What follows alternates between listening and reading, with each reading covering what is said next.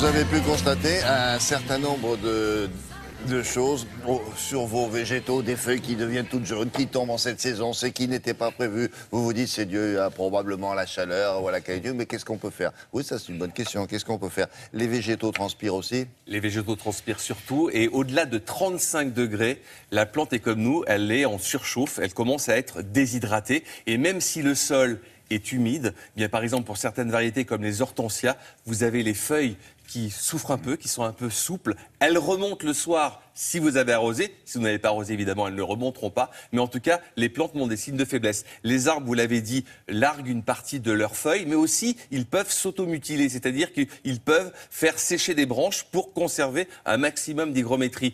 D'autres plantes sont plus intelligentes. Elles ont des feuilles comme, par exemple, vous avez cette plante qu'on appelle le portulaca, ont des feuilles un petit peu cireuses, donc elles conservent l'eau, un peu comme le laurier rose qu'on a dans le milieu de la France.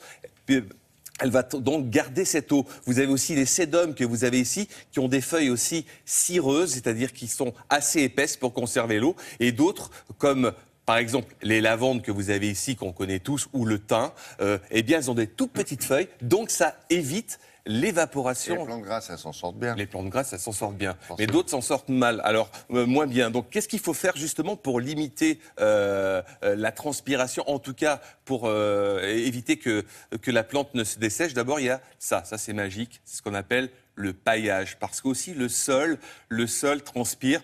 Vous allez mettre 4 à 5 cm de paillage. Ça, c'est de la paillette de lin, mais il y a d'autres types de paillage sur le sol et ça va conserver la fraîcheur au pied. Et ça, c'est vraiment quelque chose d'intéressant. Ça va éviter ce qu'on appelle la saupoudre comme ça. En saupoudre, voilà, 4-5 cm au pied de la plante. Ça, c'est très bien. On en trouve 5 cm et c'est ça. Comme ça. Ouais.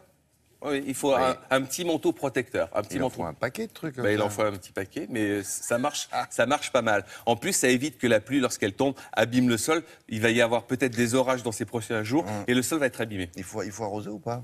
Il faut arroser le matin de bonne heure.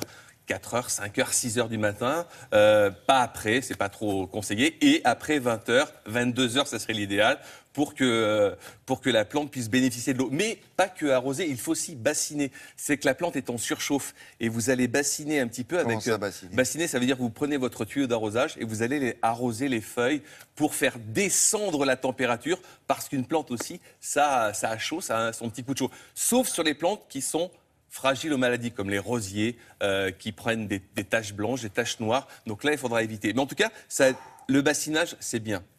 Voilà. Et puis, vous avez aussi l'ombrage. Ça, c'est important. C'est important. Vous allez ombrer certaines plantes parce que même si elles aiment le soleil, parfois, avec la canicule, la lumière est très vive. Eh bien, vous allez créer de l'ombre artificielle avec ce qu'on appelle ces canisses, tout simplement. Ou alors, l'intérêt aussi, c'est les pots. Des pots, mais qui roulent. Regardez, là, il y a des roulettes intégrées sur ces pots. Eh bien, les pots qui roulent, ça vous permet de faire quoi? La plante est au soleil, hop, on va la mettre à l'ombre. Et après, lorsqu'il y aura moins de soleil... Oui, hop, si vous êtes sur une terrasse. Oui, il y a beaucoup de plantes sur les balcons et sur les terrasses. Donc, si vous n'avez pas de pots sur roulettes, vous allez mettre des planches à roulettes qui existent tout simplement en jardinerie et vous allez poser votre pot dessous. La planche du petit... Et bien voilà, la planche vous faites rouler. Mais c'est une bonne idée. mais c'est une bonne idée. Voilà. Donc, doucher la plante, l'arroser. Il y a aussi ce qu'on appelle des stimulateurs racinaires, c'est-à-dire vous allez développer le système racinaire, c'est-à-dire que vous allez doubler presque la surface des racines. Donc, plus on double la surface des racines, plus la plante est autonome lorsqu'elle va prélever l'eau dans le sol. Vous avez aussi des systèmes d'arrosage intéressants. Regardez, ça c'est un petit tuyau. Il est un petit peu rêche. Et lorsqu'il est sous pression, voilà, lorsqu'il est sous pression, regardez, il va lui transpirer. On va le voir là. Il va transpirer. Et donc, il va arroser régulièrement la plante. Donc, il va faire des micro-gouttelettes d'eau. Il est poreux? Il est poreux. Il va transpirer et vous allez le mettre au pied des plantes et ça ne va pas tacher les feuilles. Il va juste y avoir l'arrosage au pied de la plante. Donc, il y a pas mal de petites astuces. Et puis, il y a des plantes évidemment, qui résiste à la sécheresse. Vous avez cette plante bleue là, magnifique, qu'on appelle le Perovskia. Ça, c'est très très joli dans un jardin. Ça résiste à la sécheresse. Vous avez bien sûr toutes les graminées. Alors ça résiste vraiment à la sécheresse. Ça peut légèrement jaunir, mais ça tient. Les lavandes et puis tous les palmiers, notamment les Camerops. C'est professionnel. Oui, mais les Camerops, on peut en avoir aussi dans toute la France, parce que ça résiste à moins 25 degrés et ça résiste à plus de plus de 40, plus de 50 degrés. Donc, Oh. il y a Et pas de comment problème. vous les appelez, ceux-là? Camerops Vulcano. C'est un palmier qui reste assez trapu, 2,50 m, 3 mètres de hauteur maximum. Voilà. Bon. Pas mal de petites astuces. Merci beaucoup, Monsieur Collignon. À plus tard. Émilie Broussoulou est là pour vous parler de sport. Il y a de quoi faire aujourd'hui. Elle était